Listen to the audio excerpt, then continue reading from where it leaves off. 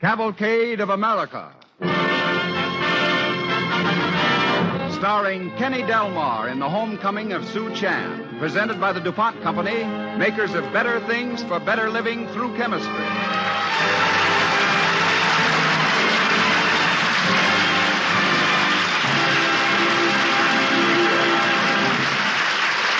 Good evening, and welcome to Cavalcade. This is Bill Hamilton. One of the DuPont Company's better things for better living through chemistry is nylon. And I'd like to take just a moment to tell you briefly about an extra tough job that nylon does. In the oil fields of Louisiana, there is a trucking company that makes a specialty of hauling the giant tools used in drilling oil wells.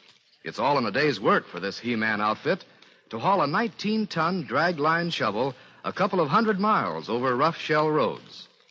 The hauling is done on an underslung trailer called a lowboy. But this lowboy has no springs. Its tires must take the gouging, bruising impact of tons of dead weight at every bump and jolt of the road. But the four rear tires of this giant lowboy have now traveled more than 75,000 miles.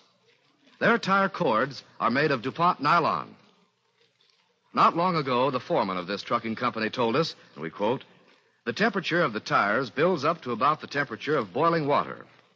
Before we got tires with nylon cords, we had blowouts from bruises, cuts, and especially from the heat. Our tires lasted only about a year.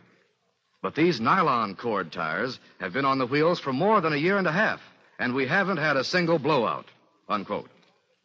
Yes, it's hard to believe that the same material, nylon, that is used to make filmy, sheer stockings can take such punishment. That's why nylon is one of the DuPont Company's better things for better living through chemistry. Now, The Homecoming of Sue Chan, starring Kenny Delmar as Sue Chan.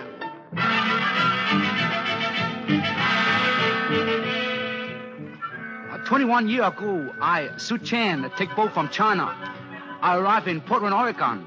18. I got $9 Chinese money in pocket and speak no English. I got cousin live in Portland, but it's tough to find him without I speak English.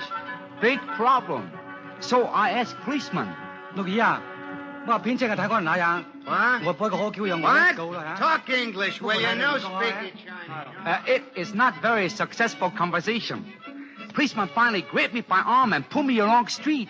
I figure, oh boy, I'm pinched. But he only take me to nearest Chinese laundry where laundryman named of Benny Hen tell me how to find my cousin Pin Chan. Pin Chan has good-looking restaurant, and I am very pleased when I walk in and ask a waiter for him. We speak in Chinese, naturally, but this is what it sounds like to me. Capable waiter, is this the establishment of the illustrious Pin Chan? It is. What the heck are you selling? Oh, please be so kind as to conduct this unworthy person to Pin Chan. I am his cousin. What is so fun-making? Impossible. You are his cousin. I, Tom Chan, am Pin Chan's cousin. A man may have many cousins. A dog has more than one flea. I do not like your comparisons. You are no cousin to Pin Chan. Oh, I am. Let me see Pin Chan. No, get out. I will not. Come on, I must get see out. Pin Chan. Pin Chan? Who calls my name? This rustic say he is our cousin. It is true, honored sir. My father is the son of Jinsin, who is the cousin of your more than honored uncle, fourth remove. He could be inventing this. Tom Chan here is anxious to be my only relative.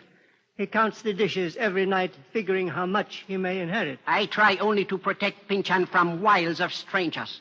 How do we know he tell the truth? Do you, boy? I have here a letter for the Honorable Pin Chan. Let me see it.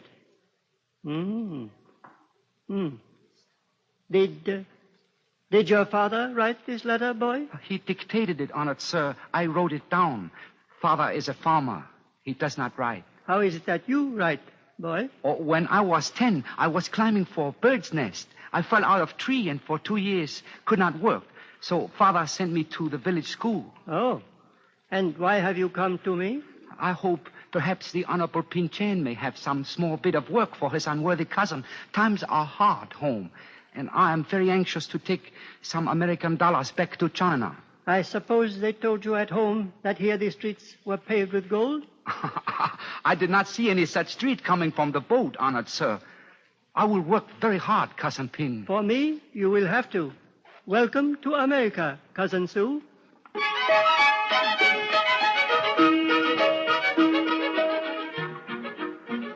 Cousin Pin Chan is very kind to me. He give me job as dishwash man at $65 every month. Only bad feature, I'm terribly homesick. I miss my father and mother and brothers like anything. Even when I wash my dishes, I think about them. One day, I'll hear a boat whistle outside in harbor. Right away, I have daydream. I am going back to China. Pretty soon, I think I walk in street of my own village. Then everybody in town come running and shouting. Oh, it's Su Chan! Little Su Chan, the farmer's son. Hey, everybody! Su Chan go to America. Make $1 million. American money. They start following after me. Pretty soon we are having fine parade. Everybody march along with me out to my father's farm. I see my father plowing. My two brothers are pulling the plow. They look up to see who all the people are. Father, it is Sue. It is Sue. Oh, hello, my son. Honorable Father, I have made $1 million American money. I'm going to buy you an ox for your plow. You are a good son. Now I go all alone to find my mother. She is washing clothing in stream near our house. She looks very tired and old. I say, hello, Mother. She do not say anything. She only look at me like she don't believe what she see. Then she hug me and start to cry. Mother, I have $1 million American money right in my pocket. I'm going to hire a servant for you. Not only that, but I brought you some wonderful warm wool for dress. Yes, and whole carton of American soap and boxes of American candy. Nothing is too fine for the honorable mother of Su Chan, the millionaire. Then I unfortunately knock over a big stack of dishes, and that is all the daydream I have that day. What was that crash? Oh, Cousin Sue broke some more dishes, I see. Pin Chan will take those out of your salary.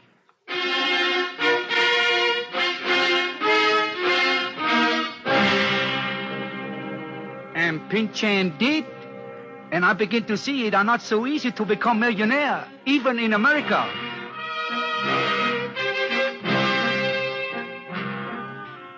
Now for 2-3 years, I work hard at Pin Chan's place. Always I got only one idea.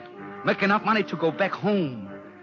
Pretty soon I have $505 in savings bank. Then along come Chinese New Year. And my cousin Tom and I wonder what we buy for Cousin Pin for New Year gift.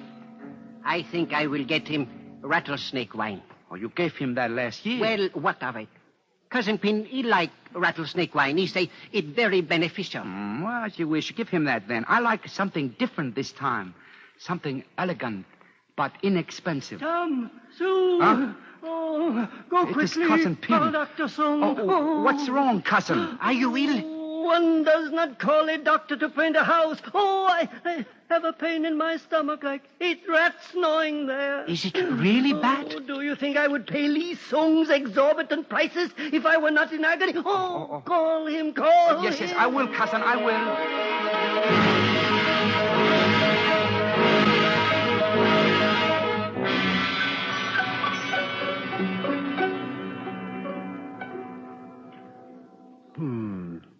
Is the place where I press sore on it, sir? Oh, it is like fire there, Dr. Sung. Aha. It is your appendix, Pin Chan. Oh, what can you prescribe for appendix? The rattlesnake wine does not help. It is with distaste I tell you that we must operate, Pin Chan. How much will this cutting cost? I think it necessary we get the most superior surgeon possible. The one I recommend will charge you probably $500. $500? I will not do it. I will cure myself with rattlesnake wine. An operation is your only hope, Pinchan. Never. 500, never. Then there is nothing I can do for you. Oh, cousin, certainly your honorable person is worth $500. No, Cousin Sue, no. Oh, we beg you, Cousin Pin, have this operation. At that price, I would rather die. Doctor, is there no suitable operating man who would do this cutting for less money? None that I would recommend for anyone in your cousin's condition, sir. Then I can see only one thing to do. Cousin Pin, if you will deign to accept it a few days early, I should like to present to you as my New Year's gift this fine, expensive cutting.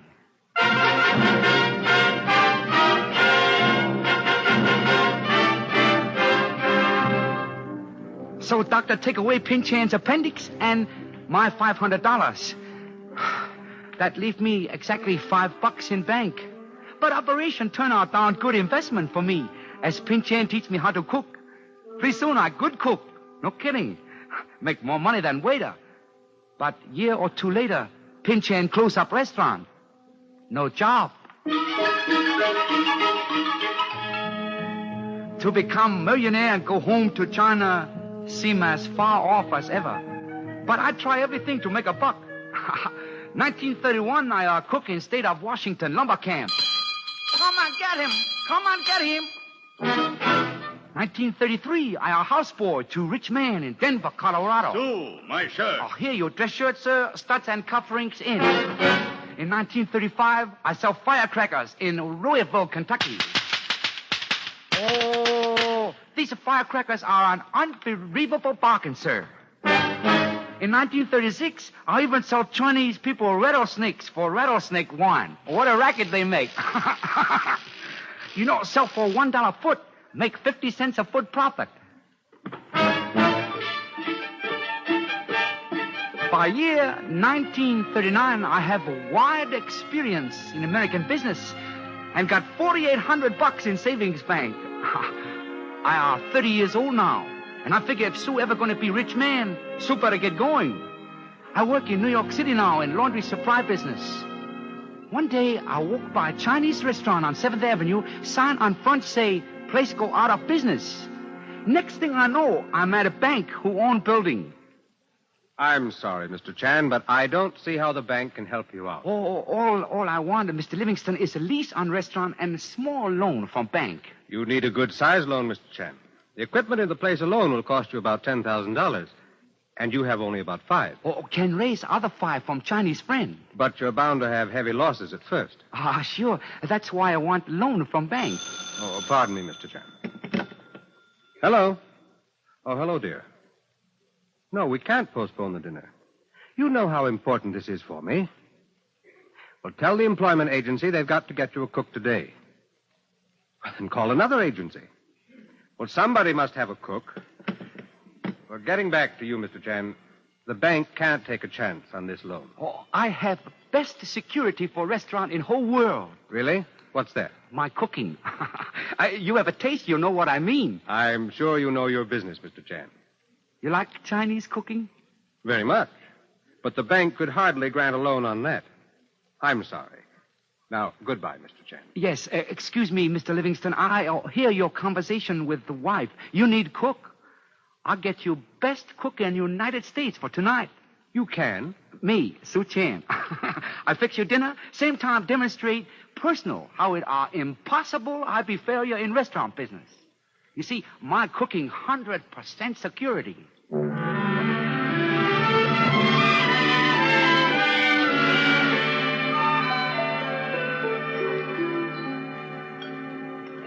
What glorious food, Mr. Livingston. Finest Chinese meal I've ever had. You Livingstons are so lucky to have such a cook. Yes, but I'm afraid we're losing him. What? Mr. Chan is opening up his own restaurant.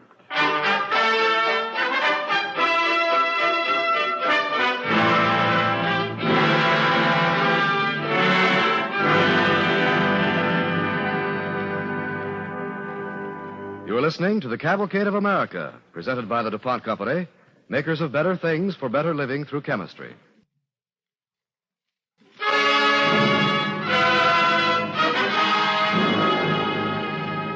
Tonight, in our play, The Homecoming of Sue Chan, our star is Kenny Delmar. As Sue Chan, a Chinese immigrant, he's telling the story of how he made his way in America. So I get a loan from bank and very quick open up restaurant. Business slow at first, but keep getting a little better every day. So I feel everything will be all right. Then I got a new problem. Big problem. Got to have advice. Best food in New York you have here, Sue. Happy you like it, Mr. Livingston. Mind if I sit down 1 minute? Got a problem. By all means, Sue. What's the trouble? My mother in China. I have a school teacher write me letter. Well, that's fine. No. Mother say I am causing Chan family to lose much face. You? How can she say that? My mother, she say I'm getting to be old man of 30 and still not married. She want me to get married right away before it is too late. Chinese people marry very young. Is there any particular young lady your mother wants for you, Sue? Oh, no. She want me to go to marriage broker like most Chinese people. What you think I ought to do, Mr. Livingston? Aside from what your mother thinks, do you want to get married? Oh, like idea of marriage, fine. Only marriage broker woman pain in neck. Oh, you've talked with one already. All she want to show me a picture of girl. I don't want to get married from picture. That's the Chinese custom, isn't it? Yeah, but we in America now. Well, there must be Chinese in this country with a more modern point of view. Yeah, but I don't want any too modern. One Chinese girl raised right. But darn it, I want to meet her before I get married. You certainly have got a big problem, Sue.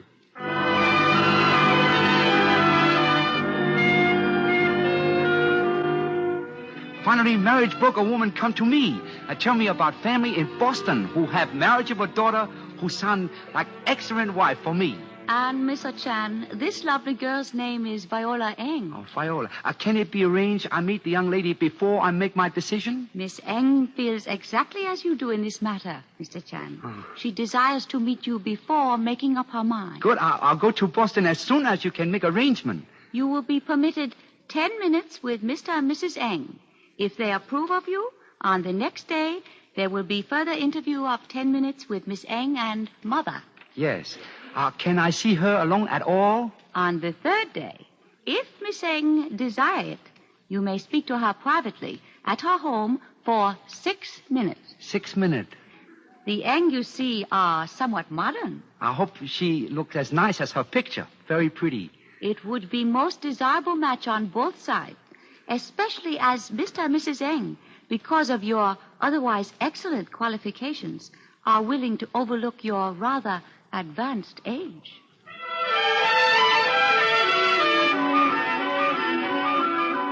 So I go to Boston, and everything come out even better than I dreamed for.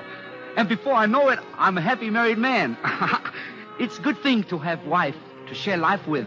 Only thing wrong is, all of a sudden, what I have to share, mostly with Viola, is trouble. Customers like food, but not enough come. We lose money. A whole lot of money.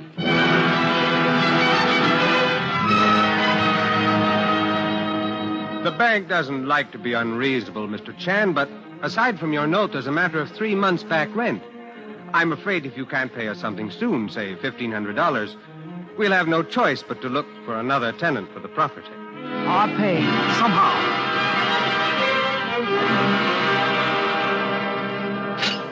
Oh, here your change. Call again. Thank you. It certainly will. That's a good meal. Hello, Sue. Oh, hello, Mr. Riley. Think you'd lost me? I've been on the road with a show. Yeah, so your French tell me. Oh, Sue, there's a little matter of $38 I owe you for some meals.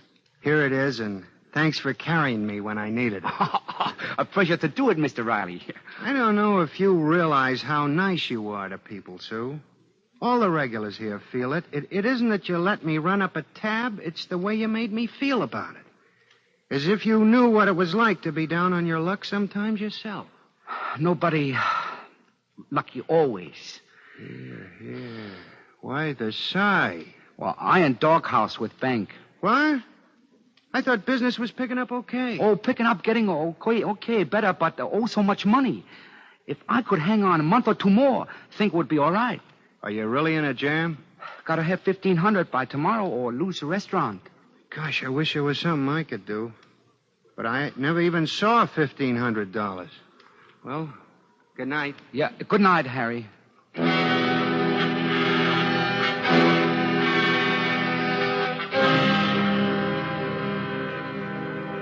Early next morning, was sitting in office when waiter come in. Boss, Mr. Riley and some men want to see you in office. Oh, tell them to come in. All right. Mr. Riley. Good morning, Sue. Oh, good morning, Bill. Hello, Homer. Hello, Mo. You too, Arthur. Hello, Sue. We're a committee come to make a complaint. Oh, what you mean? Sue, we can't have this place closing up. That's right. Where else could we run tabs up and make free phone calls? Yes, we decided something had to be done about it. We got hold of as many of your regular customers as we could to see how many of them would let you run a little tab on them for a while. Oh, yes. I don't understand. Here, Sue. Here's the $1,500 you need. Oh. You see, us guys and about 15 more, the names and how much they shelled out for are down here on this paper. Anyway, it adds up to $1,500 cash money. That's what you needed, wasn't it? $1,500? Go ahead, take it, Sue. It's real. See. For gosh sakes, it's nothing to bawl about, Sue. It's only money. Oh, only money? No. What we call in China, lucky money.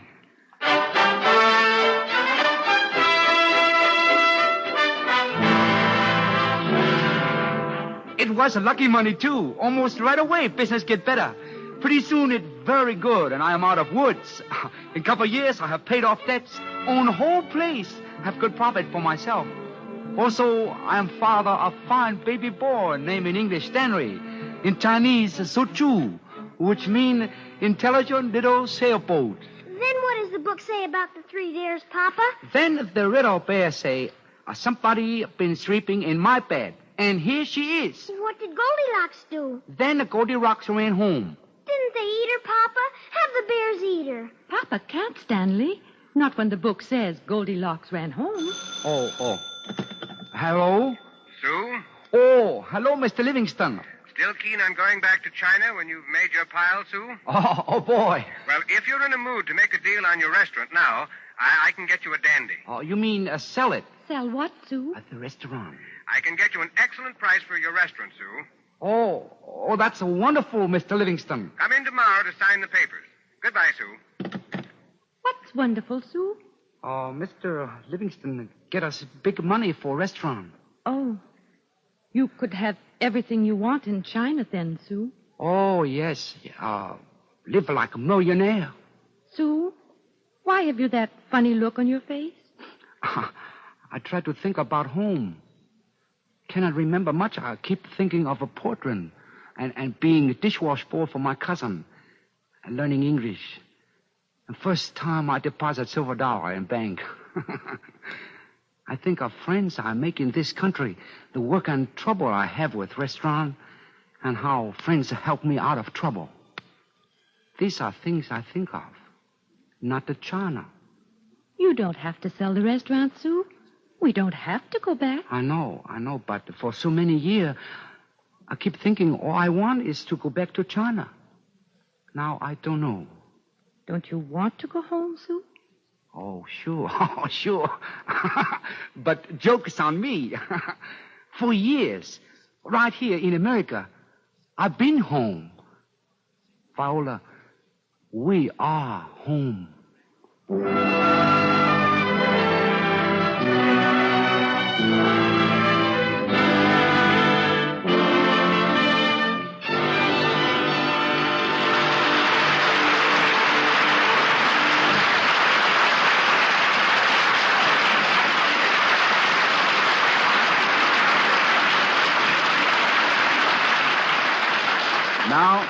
Now, Kenny Delmar, not as Senator Claghorn nor Boris Stroganoff of the Fred Allen Show, not even as Sue Chan of Cavalcade, but as himself, a former Cavalcade player returning as star of tonight's show, Kenny Delmar.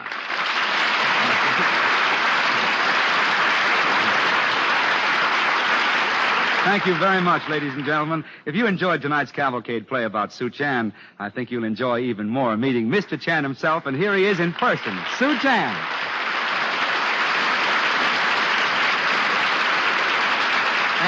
Thank you very much, everybody. It's a wonderful thing to hear one's life story, especially when life is not finished. That way it have real suspense. Sue, what did you think of the way I played you, Sue? Was fine, Kenny. But only once or twice I was bothered with your accent. Oh, you mean there wasn't enough accent? Too much accent. I couldn't understand you. Pardon me, Sue. There's someone out there who wants to see you. Says he's a friend of yours. Who's that, Ted? Well, he also says he's one of your good customers. Well, I better see him. Sue only in radio once. I'm going to go in restaurant business for a long time. Oh, here he is now.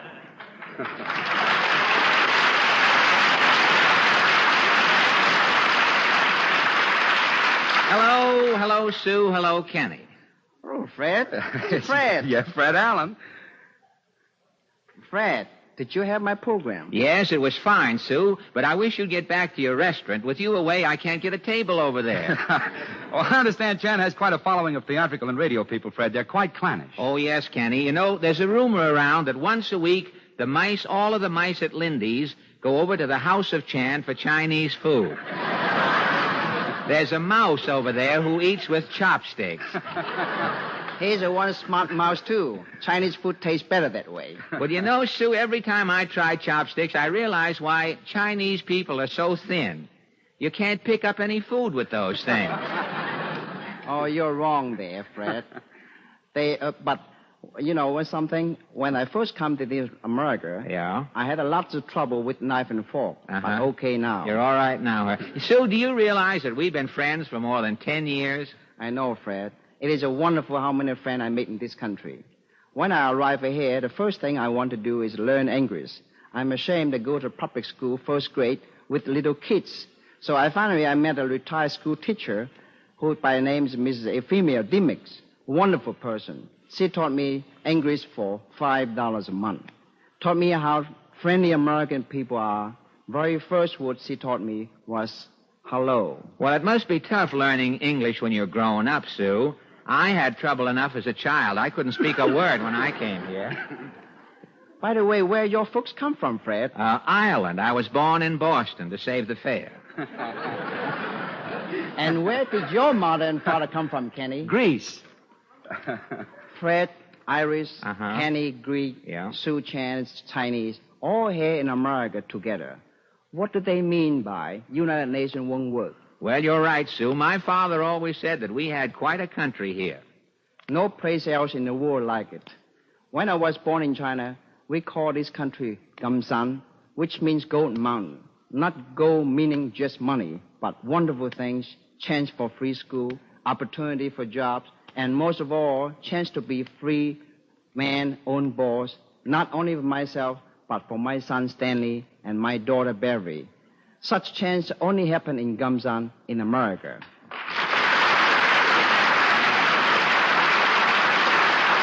A very great thanks to you, Fred Allen, for coming to Cavalcade tonight with your friend Sue Chan, who, like so many others, made the American dream come true.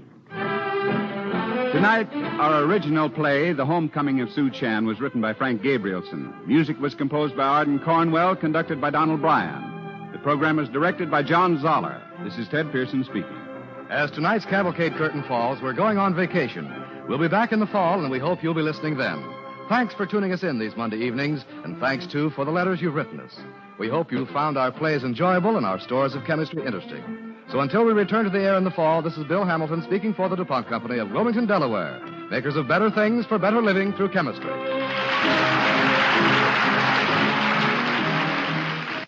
This is NBC, the National Broadcasting Company.